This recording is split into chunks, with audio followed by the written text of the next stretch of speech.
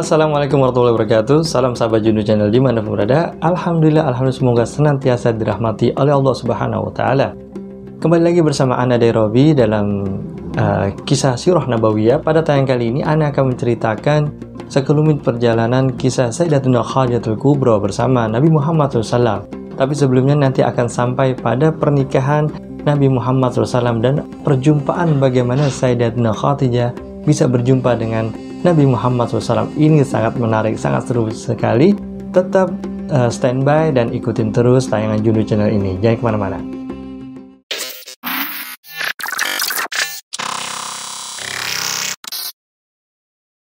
Bismillahirrahmanirrahim. Wanita yang sangat beruntung yang ditulis dalam tinta emas dalam sejarah Islam ini yang bernama Sayyidatuna Khadijatul Kubra. Dia adalah istri Nabi Muhammad SAW yang ketika dinikahkan, dia ada seorang janda yang sangat kaya dan sangat cantik dan sangat terkenal dengan kedermawanannya dan kemuliaannya dan harga dirinya, sehingga siapa yang tidak akan menolak pinangannya. Luar biasa, Masya Allah. Mengenai perjumpaan Nabi Muhammad SAW dengan Sayyidatuna Khadijatul Kubra, ini sangat menarik. Ternyata dulu ketika Nabi Muhammad SAW dilahirkan oleh Aminah binti Wahab, Sayyidatuna Khadijatul Kubra pernah menjenguk Siti Aminah ketika melahirkan Nabi Muhammad SAW. Dan ternyata Sayyidatuna Khadijatul Kubra itu adalah salah satu teman dari sekian banyak teman Aminah binti Wahab. Jadi Sayyidatuna Khadijatul Kubra adalah teman daripada ibunda Nabi Muhammad SAW, yaitu Aminah binti Wahab. Pernah jenguk, ya namanya teman, ya kan? Pasti menjenguk kawannya ketika melahirkan. Semua tuh masing-masing ya gitu, kayak kita semua kayak seperti itu. Kemudian Sayyidatuna Khadijah pernah berdoa ketika melihat bayi mungil Nabi Muhammad SAW ini. Dia berdoa, andai saja aku sebaya dengannya, pasti akan aku habiskan waktuku bersamanya. Ternyata Allah Subhanahu Wa Taala yang maha mendengar harapan dan doa Sayyidatuna Khadijah. Walaupun Sayyidatuna Khadijatul Kubra tidak bersama di waktu kecilnya, ternyata Allah Ta'ala mentakdirkan Sayyidatuna Khadijah bersama Nabi Muhammad SAW di waktu dewasanya. Luar biasa. Lalu tahun-tahun berikutnya berjalannya waktu, akhirnya Sayyidatuna Khadijah tidak lagi mengingat Muhammad, sehingga kisah Sayyidatuna Khadijah berlanjut. Hingga pada waktunya Sayyidatuna Khadijatul Kubra membutuhkan seseorang yang dapat dipercaya untuk membawa dagangannya ke negeri Syam. Akhirnya nama Muhammad ini terdengar lagi oleh Sayyidatuna Khadijah. Ternyata nama Muhammad ini terkenal di bangsa Arab ini, di kota Mekah, dan dia adalah seseorang yang tidak pernah berdusta, akhlaknya sangat baik, dan sehingga digelari oleh bangsa Mekah ini dengan gelar Al-Amin. Akhirnya Sayyidatuna Khadijah menginginkan Muhammad untuk bisa membawa dagangannya ke negeri Syam.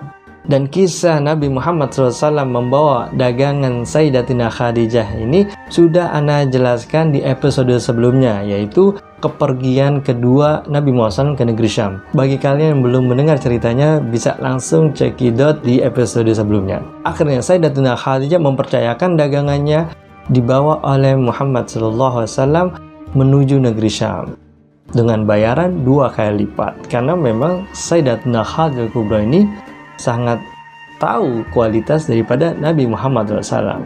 Dan Sayyidatuna Khadijah mengutus pelayan laki-laki yang bernama Maisarah untuk menemani Nabi Muhammad SAW berdagang ke negeri Syam. Berjalan dia Maisarah. Sekembalinya Nabi Muhammad SAW dan Maisarah dari perdagangan ke negeri Syam, akhirnya Maisarah menceritakan apa yang terjadi selama berjalan dengan Nabi Muhammad SAW. Namanya Nawa, akhirnya Maisarah melaporkan hal-hal yang terjadi selama bersama Nabi Muhammad SAW. Akhirnya dia melapor kepada Sayyidatuna Khadijah. Wahai Sayyidah, Muhammad adalah orang yang jujur dan santun dalam perniagaan, dan bersamanya lah kami mendapatkan untung yang sangat besar.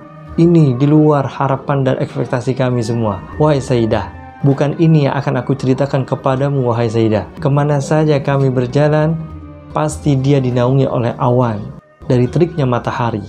Dan ketika kami bernaung di sebuah pohon untuk istirahat, kami dipanggil oleh seorang rahib yang tidak pernah keluar dari menara. Pada saat itu dia mengatakan bahwasanya orang yang bernaung di sebuah pohon itu adalah seorang nabi. Dan dia jelaskan berdasarkan kitab-kitab sebelumnya dan rahib-rahib sebelumnya. Dan ciri-cirinya semua sama. Jadi Muhammad adalah seorang nabi Dan berkata Maisarah, inilah wahai Sayyidah yang akan aku sampaikan bahwa Muhammad adalah seorang nabi. Mendengar kisah dari pelayan laki-lakinya yang bernama Maisarah ini, akhirnya Sayyidatuna Khadijah mengingat kisah-kisah di masa lalu yang pernah dialaminya. Sayyidatuna Khadijah berkata, berpuluh tahun lalu aku pernah bermimpi melihat cahaya yang sangat terang benderang masuk ke dalam rumahku dan menyinari seluruh jagat raya. Keesokan paginya aku menemui saudara sepupuku, pendeta Nasrani tua yang bernama Waraqah bin Naufal, dan aku menanyakan makna dari mimpi yang aku alami ini. Akhirnya ketemu dengan saudaranya yang bernama Waraqah bin Naufal yang sudah tua, dan dia bercerita begini dan begini.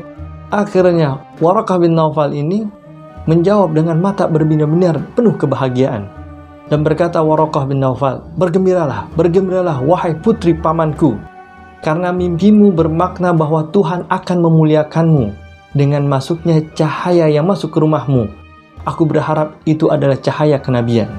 Jadi Sayyidatuna Khadijah pernah bermimpi bahwasanya dia akan mendapatkan cahaya yang masuk ke rumahnya, yaitu cahaya kenabian. Dan ini mengingatkan kisah-kisah yang lalunya gara-gara cerita dari Maisarah ini. Dari kisah Maisarah ini mengingatkan pula Sayyidatuna Khadijah tentang kisah-kisah yang lalunya, yaitu ketika Sayyidatuna Khadijah tawaf dan berdoa agar mimpinya menjadi kenyataan, yaitu cahaya yang begitu terang masuk ke dalam rumahku. Akhirnya setelah tawaf dan berdoa dengan khusyuk, akhirnya Sayyidatuna Khadijah bergabung dengan teman-teman sebayanya di Bukit Sofa. Saat itulah datang seorang rahib Yahudi yang berkata dengan suara lantang dan berkata, wahai wanita Quraisy, hampir tiba saatnya muncul seorang nabi dari negeri ini. Siapa di antara kalian yang siap menjadi istrinya? Bersiaplah. Pada saat rahib Yahudi berkata seperti itu, maka teman-teman Sayyidatuna Khadijah tertawa terbahak-bahak, tapi tidak dengan Sayyidatuna Khadijah. Dia berkata dalam hatinya bahwa doanya sudah terijabah dan mimpinya akan menjadi kenyataan. Dan Sayyidatuna Khadijah tersenyum tersipu-sipu pada saat itu. Begitulah kisahnya. Namun setelah bertahun-tahun berlalu, dan yang diperkirakan yang diharapkan oleh Sayyidatuna Khadijah tidak kunjung tiba. Kemudian Sayyidatuna Khadijah memutuskan untuk menikah dengan seorang laki-laki yang bernama Abu Halah. Dan alhamdulillah dikaruniai dua orang anak, yang pertama nama Hindun dan dua diberi nama Halah. Akan tapi pernikahan ini tidak berlangsung lama. Suaminya Abu Halah ini meninggal dunia di usia mudanya. Setelah beberapa lama Kemudian Sayyidatuna Khadijah menikah lagi dengan seorang laki-laki yang bernama Atiq bin Ais, dan dikaruniai satu orang anak yang diberi nama juga sama, yaitu Hindun. Lagi-lagi pernikahannya tidak berlangsung lama. Sang suami Atiq bin Ais meninggal dunia dan mewarisi perniagaan yang sangat banyak, dan Sayyidatuna Khadijah menjadi janda yang sangat kaya raya di kota itu. Luar biasa. Sehingga Sayyidatuna Khadijah ini janda yang sangat kaya raya, janda yang cantik, janda yang mulia, dan janda yang sangat kaya. Karena Sayyidatuna Khadijah sudah 2 kali menikah dan lagi-lagi suaminya pada meninggal dunia, akhirnya tidak terpikir lagi nih oleh Sayyidatuna Khadijah untuk menikah lagi. Usia pun kini tak lagi muda. Usia Sayyidatuna Khadijah memasuki kepala 4, dan setiap lamaran yang datang ditolak oleh Sayyidatuna Khadijah. Ditolak, gimana yang nggak ada yang banyak yang lamar? Cantik dan kaya raya. Banyak orang yang melamar Sayyidatuna Khadijah, akhirnya ditolak semua oleh Sayyidatuna Khadijah. Dan Sayyidatuna Khadijah juga sudah melupakan mimpi-mimpi dan doa-doanya untuk bisa menikah dengan seorang nabi. Akan tetapi pada hari ini, Maisarah, pelayan laki-laki Sayyidatuna Khadijah, memberikan informasi yang sangat mengejutkan. Dan akhirnya, mimpi-mimpi itu bisa menjadi nyata. Doa-doa itu menjadi bisa terijabah. Dan kini Sayyidatuna Khadijah bisa menikah dengan seorang nabi. Andai saja tuh Maisarah tidak menceritakan, maka Sayyidatuna Khadijah udah lupa tuh semua sama mimpinya, sama harapannya, udah lupa dah tuh. Kemudian setelah mendengar informasi dan berita yang disampaikan oleh Maisarah, ini menjadi peluang dan harapan yang bisa menjadi nyata. Tapi setelah itu Sayyidatuna Khadijah bingung gimana caranya untuk bisa mengutarakan maksud dan tujuan dia. Dipikirin nih Sayyidatuna Khadijah, berhari-hari dipikirin, udah tidur, gimana caranya. Dan ketika keputusan dan tekadnya sudah bulat untuk bisa menikah dengan Muhammad SAW, akhirnya Sayyidatuna Khadijah menemui sahabat bestinya, atau sahabat the bestnya dah, sahabat karibnya, sahabat akrabnya, yang dia tahu tuh dia apa-apa curhatnya ke beliau, yaitu Nafisah. Dia ke rumah Nafisah. tok tok tok, assalamualaikum. Dia masuk di rumah sampai, waalaikumsalam. Dia masuk ke dalam, dia basa-basi, dicerita dan lain-lain, gini-gini.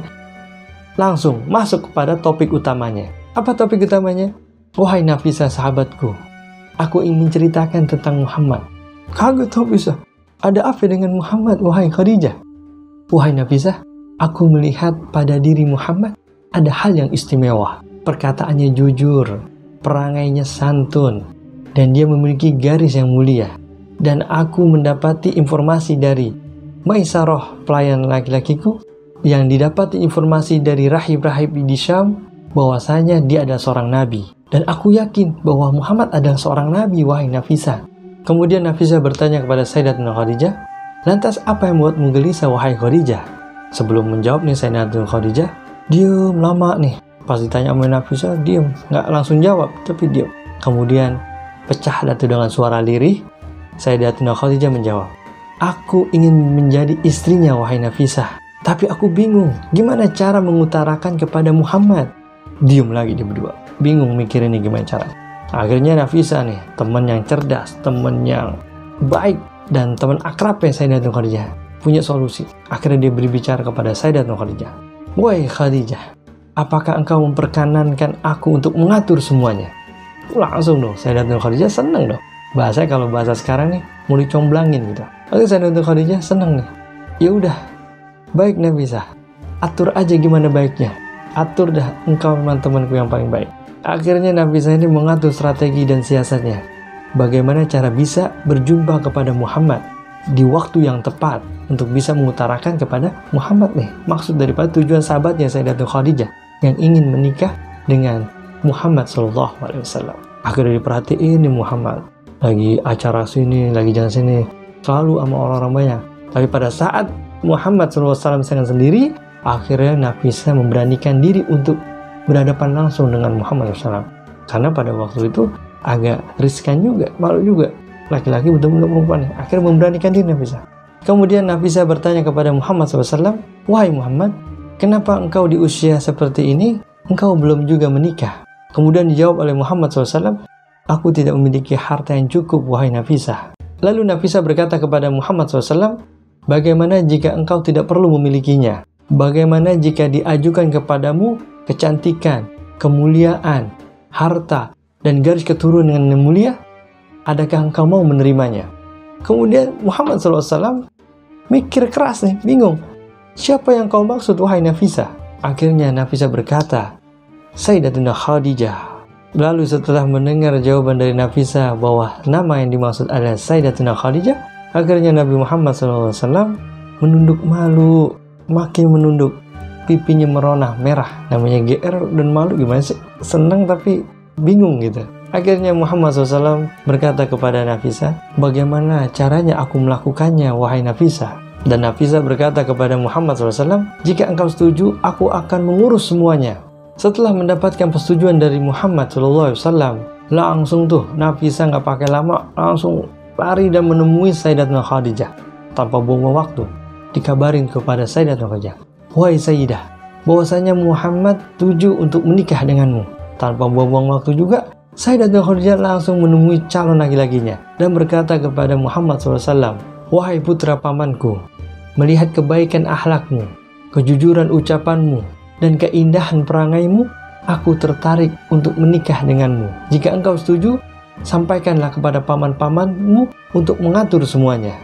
Kemudian Muhammad SAW langsung menyampaikan ke pamannya Abu Thalib dan disambut sukacita oleh pamannya. Tanpa buang-buang waktu juga, akhirnya mereka mengurus atau mengatur semuanya. Diajak semua paman-pamannya, diajak semua saudaranya. Jadi bahasanya nih, pergi dah nih dari rombongan Nabi Muhammad SAW menuju ke rumah Sayyidatuna Khadijah.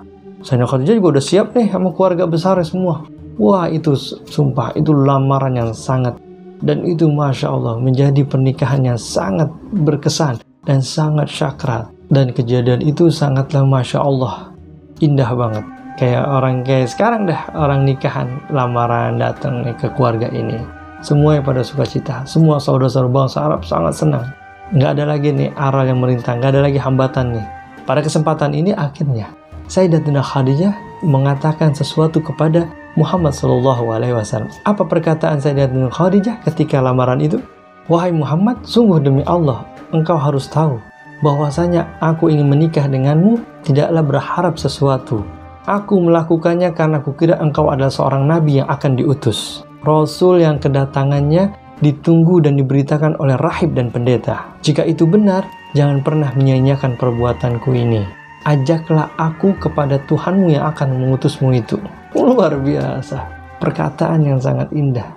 Kemudian dijawab oleh Nabi Muhammad SAW, aku tidak tahu kebenaran ucapanmu wahai Khadijah. Namun demi Allah, jika itu benar apa yang engkau kirakan, aku tidak akan menyia-nyiakanmu sampai kapanpun. Namun jika tidak, maka Tuhan yang engkau telah berbuat baik seperti ini karenanya, maksudnya karena Allah Ta'ala, maka Tuhan tidak akan menyia-nyiakanmu. Masya Allah, pertanyaan dan jawaban yang sungguh indah. Semua karena Allah Ta'ala. Perlu diketahui sahabat Jundi bahwasanya Nabi Muhammad SAW memberikan mahar kepada Sayyidatuna Khadijah itu sebanyak 20 unta merah. Kalau sekarang dirupiahkan, satu unta merah itu di Arab tuh bisa sekitar paling murah itu 50 juta. Taruhlah kita 50, padahal rate-nya itu 50 juta sampai 80 juta. Taruhlah kita paling murah 50 juta. 50 juta dikali 20, itu udah mencapai 1 miliar. Jadi mahar yang diberikan kepada Sayyidatuna Khadijah itu adalah 1 miliar. Bayangin, 1 miliar Nabi. Jadi Nabi bukan orang miskin juga. Jadi Nabi Muhammad SAW itu juga memiliki kehormatan. Itu dibantu oleh paman-pamannya dan akhirnya memberikan mahar 20 unta merah. Luar biasa, Masya Allah. Akhirnya pernikahan itu berlangsung dan sangat bergembira. Semua orang bergembira. Siapa yang tidak kenal dengan Nabi Muhammad SAW pada saat itu? Nama Muhammad pada saat itu sangat terkenal karena terkenal dengan ucapannya, mendapat gelar Al-Amin dan perangai sangat baik. Semua orang pada suka pada saat itu. Kemudian setelah 15 tahun berselang setelah pernikahan agung, Nabi Muhammad SAW dikaruniai 5 orang anak, 4 perempuan, 1 laki-laki. 4 orang perempuan ini siapa aja? Yang pertama adalah Zainab, yang kedua Ummi Kulsum, yang ketiga adalah Ruqayyah, yang keempat adalah Sayyidatuna Fatimah Zahra, dan yang kelima adalah Qasim, 1 orang anak laki-lakinya. Tapi Qasim, anak laki-laki Nabi Muhammad SAW, meninggal di usia balita. Masya Allah, la haula wa la quwata illa billah. Pernikahan yang sangat indah, pernikahan yang sangat agung, pernikahan yang sangat dinanti oleh semua orang, dan bahkan penghuni Ars sekalipun. Mudah-mudahan kisah ini bermanfaat buat sahabat Jundi dimanapun berada, dan kita akan lanjutkan tayangan lanjutannya di episode berikutnya. Tetap jangan kemana-mana, tetap ikuti tayangan terbaru di Jundu Channel ini. Bagi yang belum subscribe dan nyalakan notifikasinya agar tidak ketinggalan tayangan ter-up to date. Dan bantu channel ini dengan like, share, dan komen. Cukup sekian, Ana dari Robi, salam Jundu Channel. Assalamualaikum warahmatullahi wabarakatuh.